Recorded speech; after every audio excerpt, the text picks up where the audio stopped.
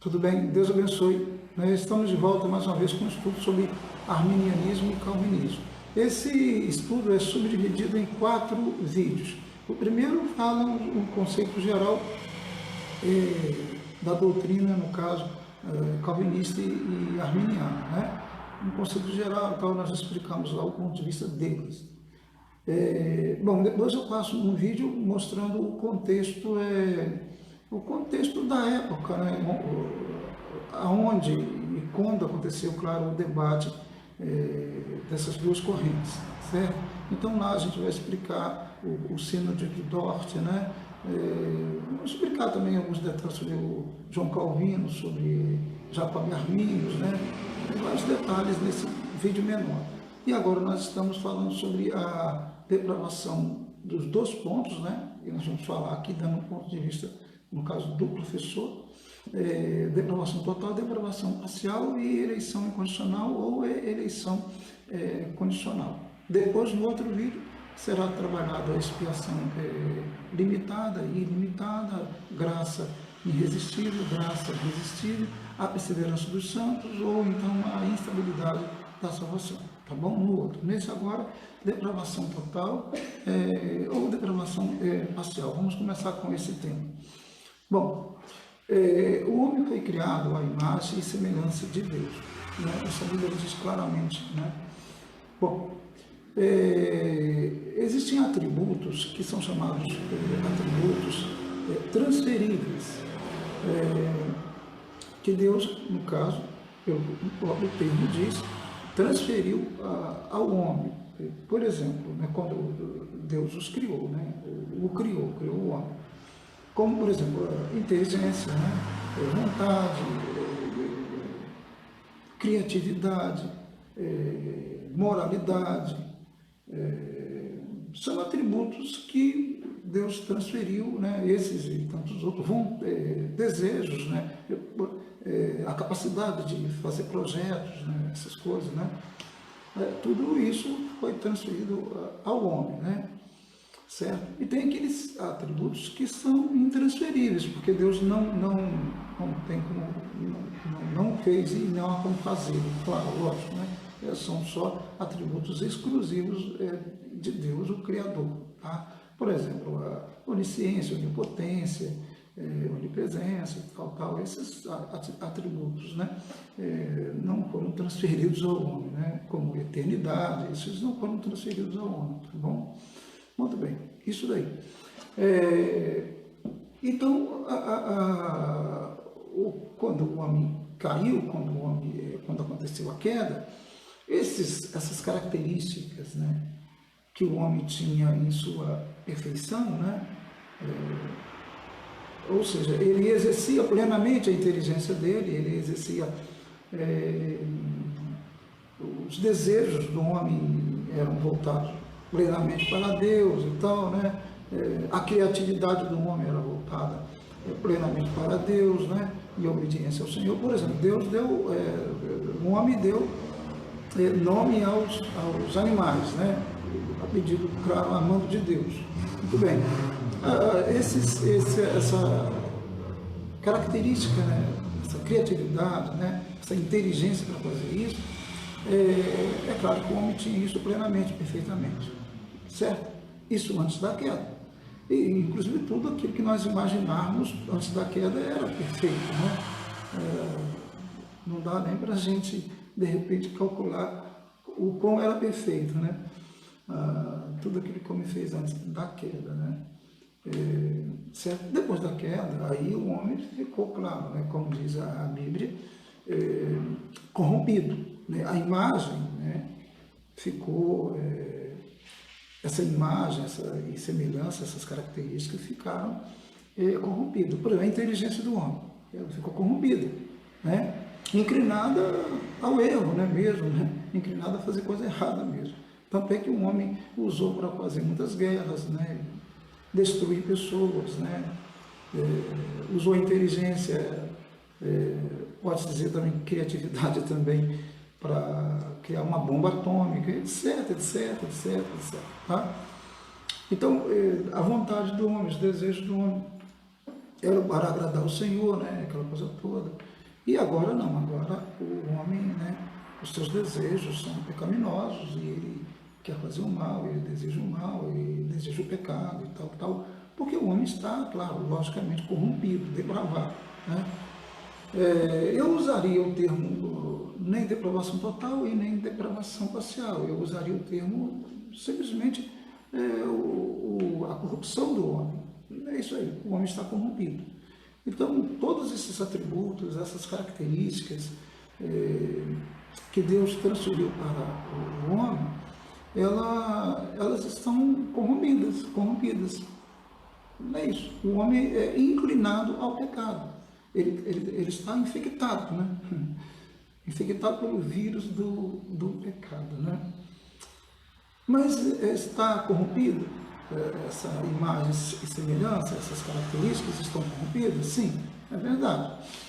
Mas agora, será que o homem se transformou num monstro? Será que ele se transformou num monstro? Sem nenhum tipo de possibilidade de se aproximar de Deus? Nenhuma possibilidade de se aproximar de Deus? Parece que não, né? Parece que não. Textualmente, olhando as escrituras de capa a capa, não parece, né?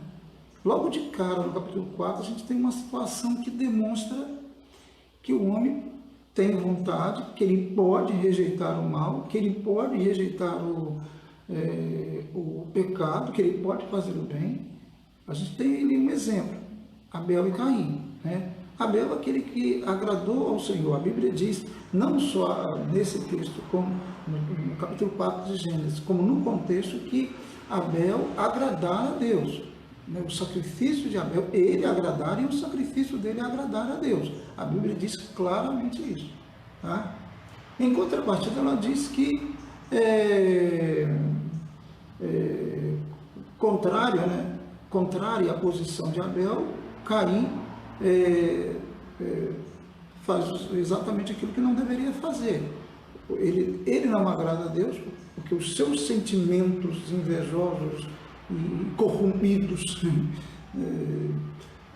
não agradaram a Deus, e ele, né, lamentavelmente, ofereceu um sacrifício ao Senhor que Deus realmente não gostava, né? Não gostou, não agradou o Senhor, porque o coração de Caim, o contexto vai dizer que era um coração maligno, um coração mau, inclinado ao pecado, e deixou-se dominar por isso, né? Mas o próprio texto, lá, se não me engano, no verso 7, vai dizer que Caim, que Deus falando com ele, conversando com ele, dizendo que ele poderia ter dominado, tanto é que Deus tentou avisá-lo, tentou mudar a ideia dele, né, de fazer o que ele fez, que foi matar o seu irmão. Deus tentou no diálogo ali falar para ele, olha, você está assim, numa linguagem minha aqui, né, sem apenas uma linguagem para que compreendamos, né? Deus falou com ele, olha, você tem condições de rejeitar isso, você tem condição de superar isso, você tem condições de dominar esse desejo que você está tendo, esse sentimento, essa inveja que vai levá-lo a fazer o que tem que fazer. Basicamente isso Deus está falando com ele, está conversando com ele, mostrando para ele, né? Que ele não deveria fazer, e Deus argumenta com ele, e ele infelizmente responde muito mal a Deus, não dá ouvidos a Deus e continua com o seu projeto, né, com o seu plano ruim, né, com o seu plano de assassinar, de matar Caim, o que ele faz depois. Mas é só notar no texto lá que essa capacidade ele não perdera de poder rejeitar o mal e, consequentemente, se aproximar de Deus e agradar a Deus como Abel tinha agradado. Bom, tudo bem, mas ele ia fazer isso, claro, tudo isso também por meio de Deus. É bom que entendamos isso também, tá? O homem jamais pode se gabar, se vangloriar ou achar que tem mérito algum, porque, na verdade, ele está inclinado, corrompido, inclinado ao pecado e na verdade, O único jeito é Deus ter piedade dele e a graça de Deus alcançá-lo, para que ele então entenda as coisas de Deus e faça as coisas de Deus, tá? Para agradar o Senhor. Bom, o que quero dizer? Quero dizer que isso acontece em toda a Bíblia, né? Entre vida e morte, entre obedecer e não obedecer, está muito bem postado nas Escrituras Sagradas, tá? Então, a depravação total, a depravação aconteceu, sim, claro. O homem entrou no estado de corrupção, sim, claro. Inclinado ao pecado, sim, lógico, certo? E, claro, a partir dali ele não poderia jamais salvar a si mesmo ou ter qualquer mérito pela sua salvação. Mas uma coisa está corrompido, a outra coisa é ele perder totalmente, ele se transformar numa espécie de monstro. Isso o homem não se transformou. Ele continua com a possibilidade, pode ser mínima, mas ele continua com a possibilidade, ele está corrompido, está danificado, é verdade, inclinado ao pecado, como eu disse, inclinado ao mal, é verdade, mas ele tem alguma, nem que seja mínima, possibilidade de invocar Deus, de se aproximar de Deus. Mas isso tudo também ele só pode fazer pelo próprio Deus, pelo Espírito Santo de Deus, certo? Então, a depravação total, a depravação é uma total. Quando ela diz que o homem perdeu totalmente a capacidade, perdeu totalmente a vontade de se aproximar de Deus, não me parece que ela seja correta, tá? E também a outra expressão da depravação parcial também, eu também não olho para isso, tá? Também não. O que eu penso é o seguinte, o que eu entendo biblicamente é o seguinte: o homem ele está corrompido, inquestionavelmente, ele sofreu essa queda terrível, ficou danificado, é verdade, mas ele não deixou de ser homem. E tanto é que a imagem de Deus no homem, ela não deixou de existir. Tanto é que no capítulo 9 lá de Gênesis, já há uma ideia muito clara disso. Quando Deus instrui a Noé e relacionado à vida do homem, mostrando ali claramente que ele é a imagem de Deus, né? A imagem de Deus o criou, está muito claro lá no capítulo 9, é só ler lá de Gênesis, tá? Então ele não perdeu essa imagem, ela está danificada, ela está corrompida, mas ele não perdeu essas características que Deus transferiu para eles, então, para ele, né, o homem. Então ele tem condições, sim, ele tem né, nele algum tipo de vontade, algum grau de vontade, digamos assim, e que só Deus conhece exatamente, mas ele tem, só que ele, para se aproximar de Deus, ele vai depender, lógico, de Deus, não tem como, né? Então, o homem, Deus é soberano, inquestionavelmente, e o homem tem a sua responsabilidade, tá? O grande problema é saber até que ponto isso, até aonde nós temos um encontro de uma e de outra. Eu acho que isso aí é uma questão muito de Deus mesmo, do íntimo do coração, entre Deus e o homem, tá? Agora, que o homem tem soberania total, absoluta, Deus, é soberano, e o homem também não deixou de ter sua responsabilidade, porque o homem foi criado e ele é inerente ao homem, essa característica de procurar Deus. Isso não foi tirado do homem, não foi tirado do homem. As pessoas confundem, não foi tirado, tá? Tanto é que a Bíblia mostra exemplos e mais exemplos de pessoas que, no seu íntimo, e o próprio texto diz, no caso, Deus é o autor da Bíblia, então ele mesmo diz, o homem procurando, o homem desejando lá no seu. Só que ele só vai conseguir chegar a Deus, entender Deus, entender a salvação, é claro, a partir do próprio Espírito Santo de Deus. Ele não vai entender por si mesmo. Isso é impossível, tá? Porque ele está corrompido, tá? Mas ele está corrompido não ao ponto de ser de como eu já falei aqui, já ouvi isso também de um outro, um pensador, né? O homem, ele não está, não se transformou num monstro incapaz de ter sentimentos, não. Ou de se aproximar de Deus, ou de pensar em Deus, ou de... Não, porque ele, inerentemente, ele veio de Deus. Mesmo a partir da queda, ele tem essa capacidade ainda, tá? Isso não foi tirado do homem. E eu volto a dizer, né, há muitos textos, muitos exemplos, né,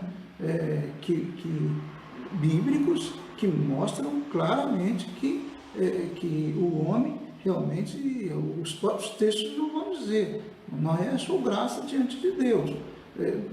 Antes disso, até mesmo tem, agora, Gênesis mesmo ali, né, antes no caso de Noé, lá na questão do dilúvio, né, tem Enoque que andou com Deus, né? Ele andou com Deus, Deus o tomou para si, que ele agradou o Senhor. Então, o homem tem isso sim, ainda que o próprio Deus, para que o homem realmente tenha essa relação com Deus espiritual, é preciso que Deus atue no homem, senão ele não vai conseguir entender Deus, compreender Deus, nem muito menos obedecer a Deus, né? Então, a gente tem que tentar entender isso, tá? Então, esses nomes aí, eles são nomes, né? Depravação total, depravação parcial, são nomes que as pessoas colocam, que os pensadores colocam, até para poder ter uma lógica, né? Fazer uma coisa sistemática, né? Dentro da teologia de cada um aí, tá? Mas o que eu penso, que vejo, é simplesmente isso. Deus criou o homem, né? A imagem e semelhança dele, depois daquela, o homem se corrompeu. Essa imagem foi corrompida, é verdade, né? Foi corrompida, as características que o homem tem, por a inteligência corrompida, a criatividade corrompida, a vontade corrompida, e é isso daí, tá? Mas o homem não se transformou num monstro, ele tem condições sim, ele tem capacidade sim, a gente não sabe o grau disso, mas ele tem capacidade sim de invocar a Deus, de chamar a Deus, de dizer não ou dizer sim, né? Ele tem essa capacidade, não foi tirado dele essa capacidade. De qualquer forma, tudo é graça de Deus e tudo é mérito de Deus. Então, para o homem se aproximar de Deus, ele precisa de Deus, ele precisa do Espírito de Deus, senão ele não consegue fazê-lo, tá? Mas a Bíblia demonstra claramente que o homem não perdeu essa capacidade. Então, quando Deus responsabiliza o homem, ele responsabiliza o homem, porque o homem realmente ele é digno de ser responsabilizado pelos seus atos, pelos seus erros, tá? Ainda que a imagem, ainda que ele seja corrompido, não justifica ele permanecer no pecado, porque ele pode, através, lógico, de Deus, do Espírito Santo, se aproximar do Senhor e, lógico, ser restaurada a sua fé, etc. É só se aproximar de Cristo Jesus, então ele será totalmente restaurado. Bom, basicamente é isso aí, tá? Não é que, vou dizer que eu discordo de uma coisa ou outra, não, só que eu acho que esses termos, eu usaria o termo, por exemplo, a corrupção do homem, né?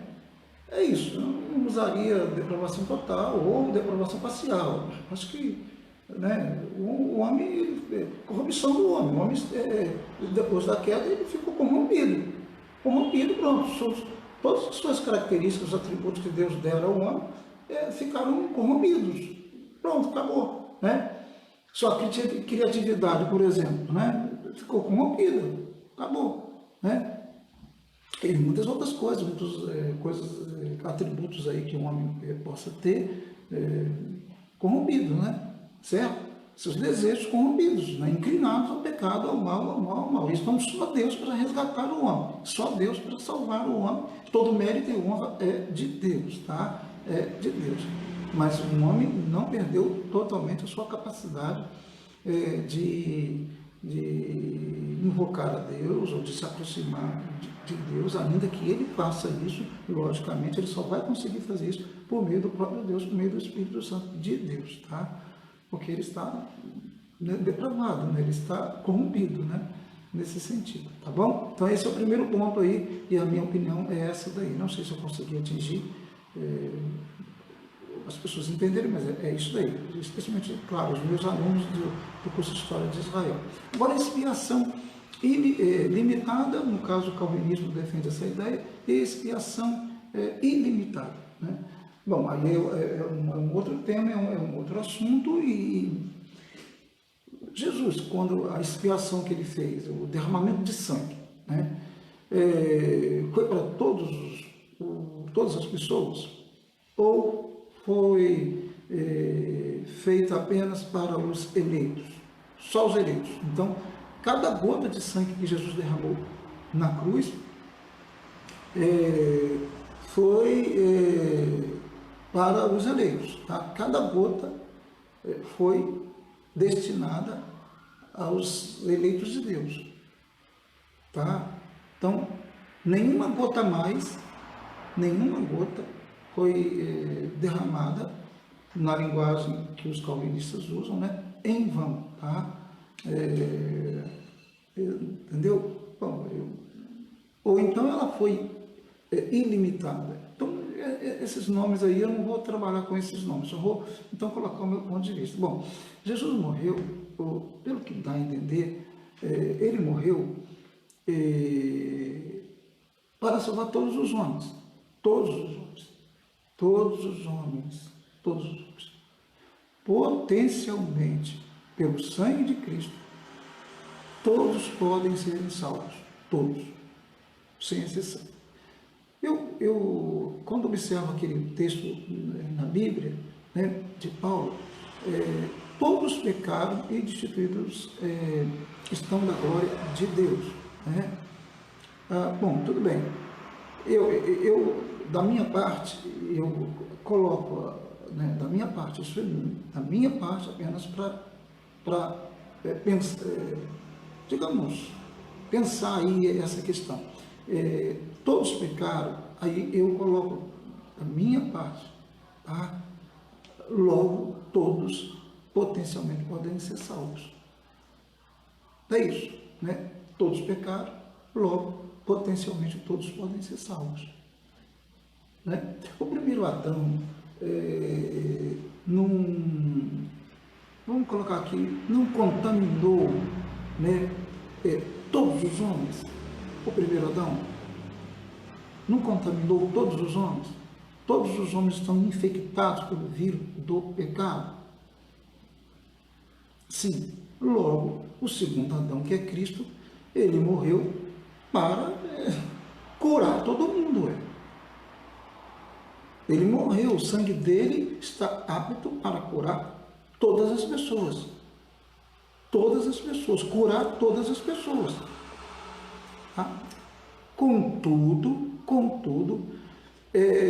o sangue dele derramado só vai ser eficaz nos eleitos de Deus. Mas como assim? Jesus morreu para salvar todas as pessoas, todos os homens, em todos os tempos históricos e em todos os espaços. Ponto. Mas o sangue dele torna-se eficaz apenas nos eleitos, porque são os eleitos que crerão nele, que crerão em Cristo Jesus. Os que não são eleitos não crerão em Cristo Jesus. Né? Então, esse é o sentido. É o sentido, certinho? O remédio, ele foi dado para curar todos. Todos, sem exceção. O remédio foi dado. A vacina, o antídoto foi dado para curar todas as pessoas do veneno que é o pecado. Contudo, entretanto, todavia, a vacina, o remédio, que é o sangue de Cristo, a expiação dele, só vai realmente ser eficaz ou se tornar eficaz apenas para aqueles que são eleitos, os eleitos de Deus, tá? Os eleitos de Deus. É isso daí, tá? Então, eu não vou usar o termo expiação limitada e nem expiação ilimitada. Jesus fez a expiação, né? Expiação. Ponto.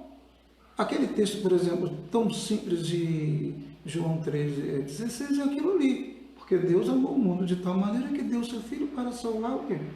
Né?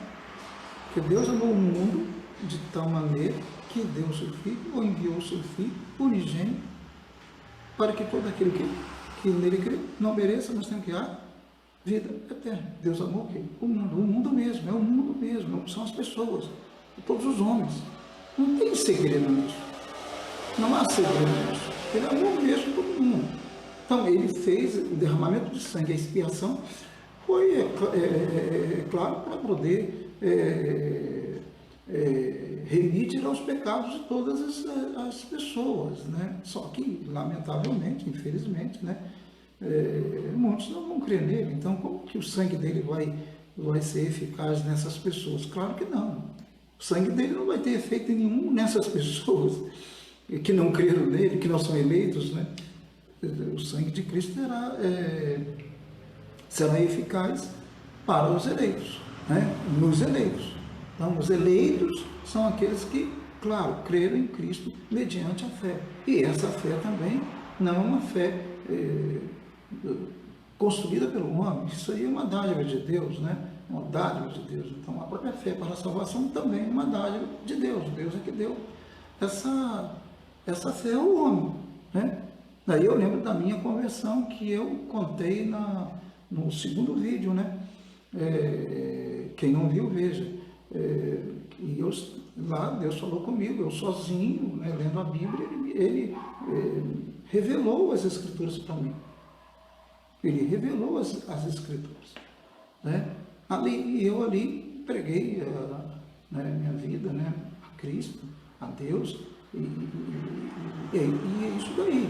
Tá? E eu fiz isso porque eu sou bonzinho? Não. Eu fiz isso porque eu tenho algum mérito? Ou por causa de alguma inteligência? Não. Foi exatamente a graça de Deus, o Espírito de Deus, que me conduziu a Cristo Jesus. Então, nenhum homem pode ser salvo a não ser por isso, né? Pela fé, e essa fé é uma dádiva também de Deus, né? Então, todo mérito, toda honra, toda glória é de Deus, tá bom? Deus abençoe. Esses foram os 2 pontos, então. E aqui está uma abordagem muito tranquila, sem nada assim elaborado, nem esboço, só mesmo trocando umas ideias e conversando com os alunos aí do curso História de Israel e aqueles, claro, que veem esse vídeo.